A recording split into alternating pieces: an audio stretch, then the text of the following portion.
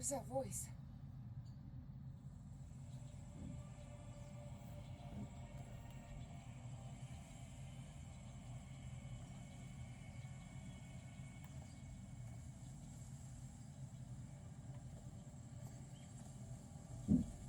This is the story of a young girl. A girl who had strange and disturbing dreams.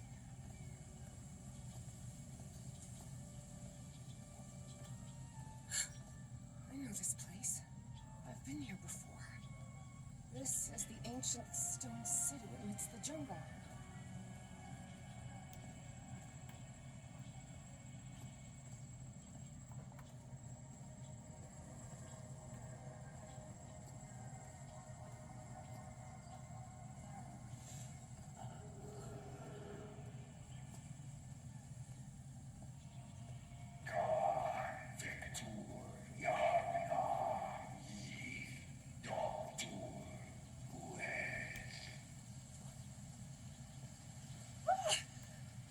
Oh, sweet Jesus. Okay, ignore him. Just ignore him. He's not gonna hurt you.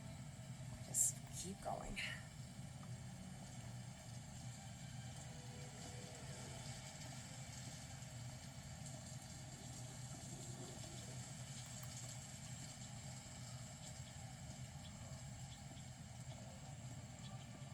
This constellation. Where am I? This is not the Earth.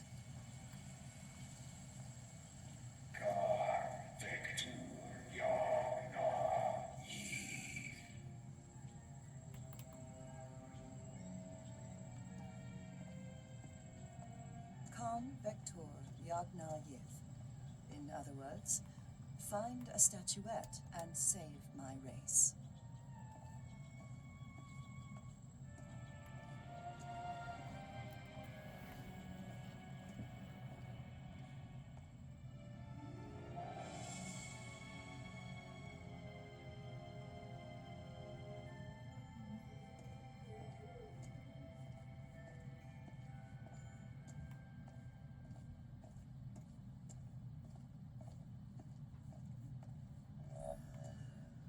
The statuette! Here it is. Finally. I have to get it. I have to.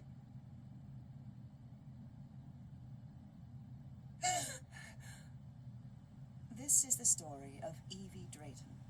Quick. Before I forget. Where did I put my notebook? I have to write everything down. Looking for answers was part of Evie's observant nature and analytical mind.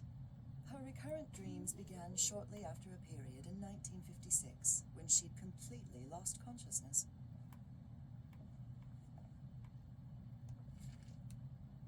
Spitsbergen Island in Svalbard. Apparently, I researched this area of the Arctic thoroughly during the time I lost consciousness.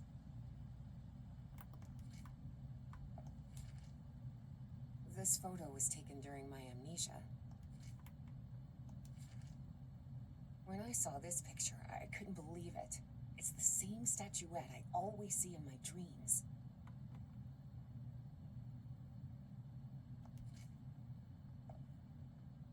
Oh, here it is. Evie's Nightmare Journal. Evie was worried that someone might read it.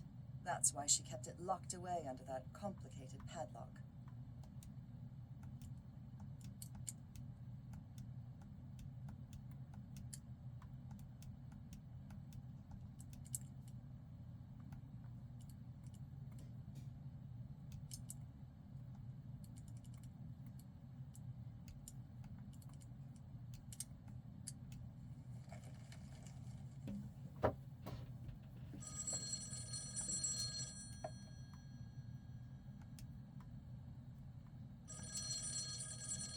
I wish Papa had never taken that job in San Francisco.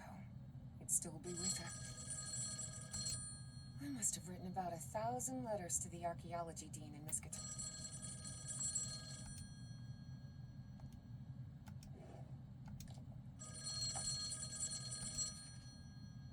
The Hydrangea Foundation took care of the insurance payout for Dad's accident.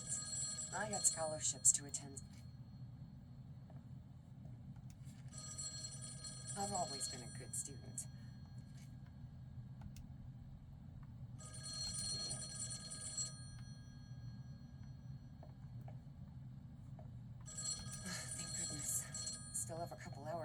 thermodynamic rhythm and blues is definitely my kind of music. Reverend Charlton was adamant that I bring this cross to college. Uncle Mo showed me a trick or two when I would help him in the motor shop. Tinkering with gas. I was lucky to be accepted at Miskatonic. It was one of the first universities.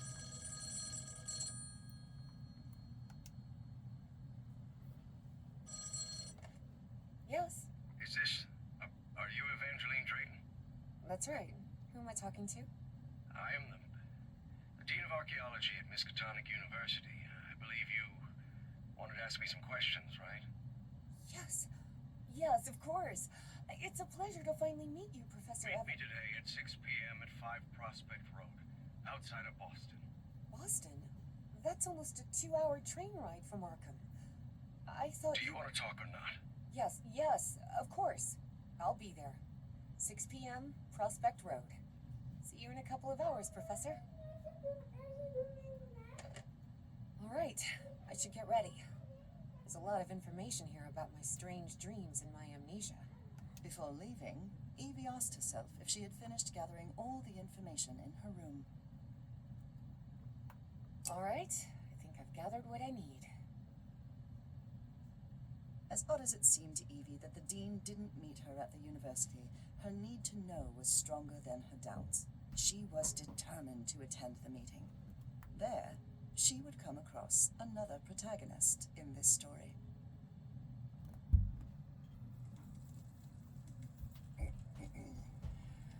So, you have finally decided to talk to that young lady, Professor.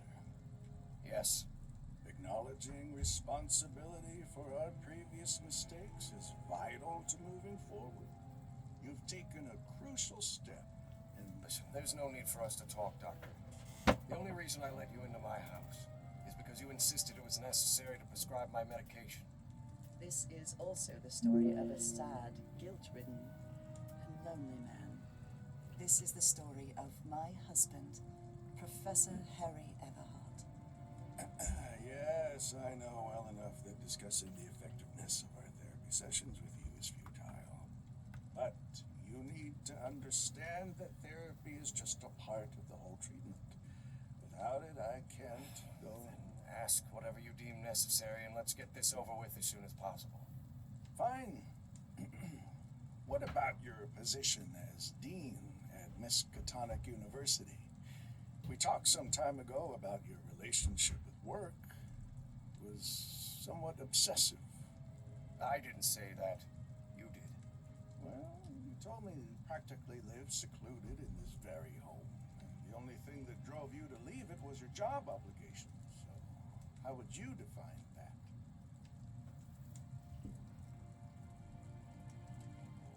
I do what they pay me for. Teaching, student assessment, and certain logistical duties fall within my responsibilities. Cheering at the Miskatonic Mariners football games does not. And are you happy with that? With your life now? What kind of question is that? Well, I'm asking it because it sounds like you're subjecting yourself to a kind of self-punishment. I am not. Next question. There's another topic you've never wanted to delve into, Professor. Would you now be open to... You're going to do it anyway, so go ahead. Okay. What happened to your wife, Professor?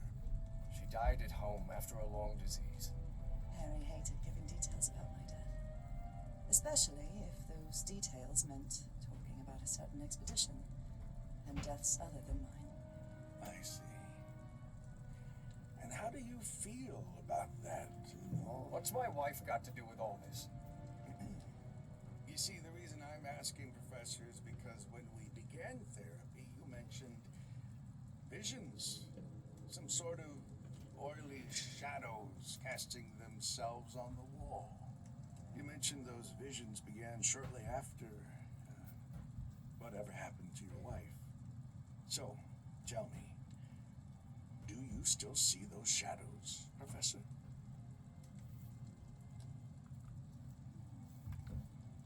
No. Not since I started taking the medication, at least. Excellent. That means the medication is working.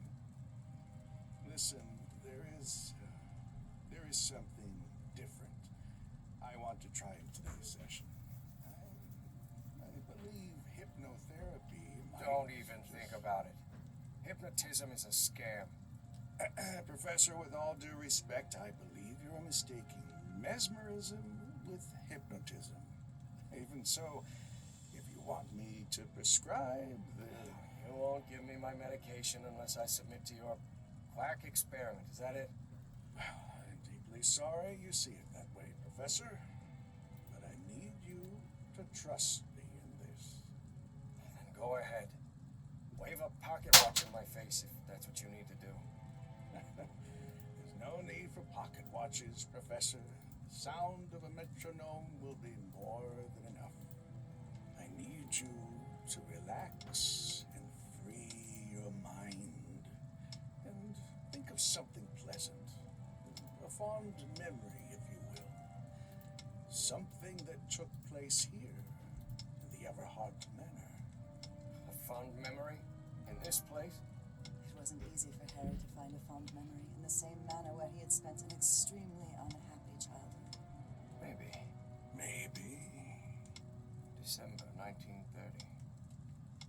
The last Christmas my wife and I ever spent at Everhart Manor. She insisted on coming, despite my parents never approving of our marriage.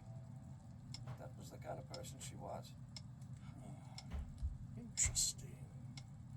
Tell me more about it, Professor Everhart. Every time I gave her a present, I prepared a little scavenger hunt. She loved it. She loved solving my stupid riddles. As you may have noticed, this story has more than one protagonist, and though I am not one of them, I believe I, Nora Everhart, play a crucial part in it. Can I open my eyes now, Harry? Not yet. We're almost there. Let me open the door and... Now, open your eyes.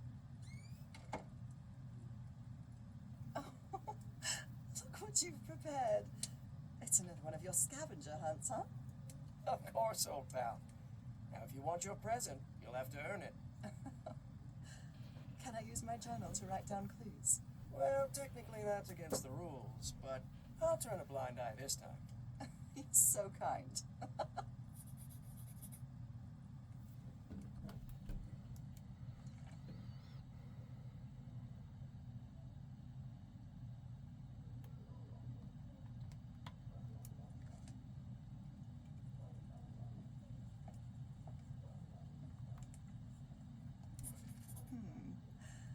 What are you up to now?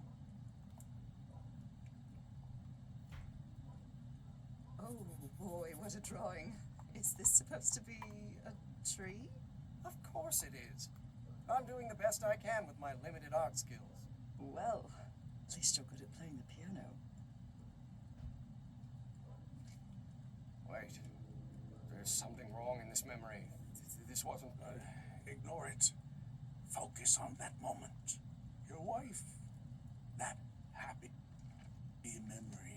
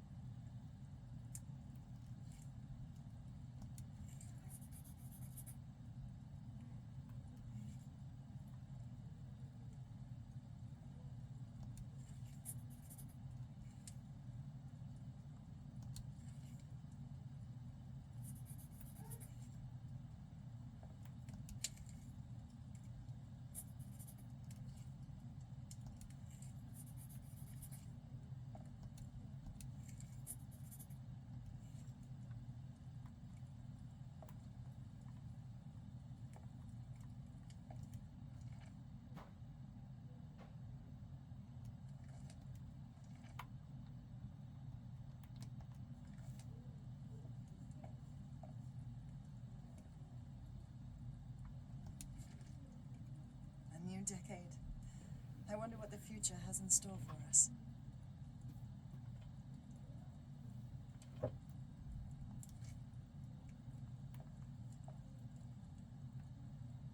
I swear, even in a paint Hating your father's stare sends shivers down my spine. You know you're looking more like him every year. Nora, for the love of God, don't even joke about that.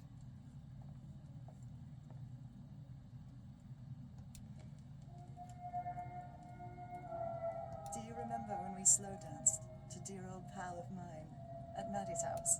The end of the Great War Party and our first kiss. How could I forget? Oh, look at your sad little face in this photo. I'm seeing those oily shadows in here. Why am I seeing those shadows? Focus, Professor. Keep remembering.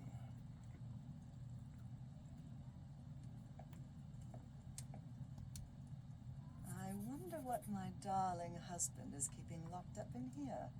You'll have to put that brain of yours to work to find it.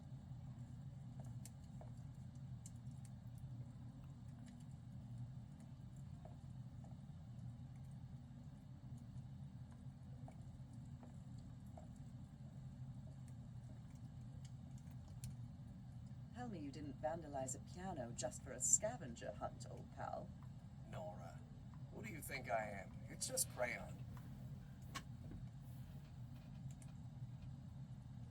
This darkness, Everhard Manor.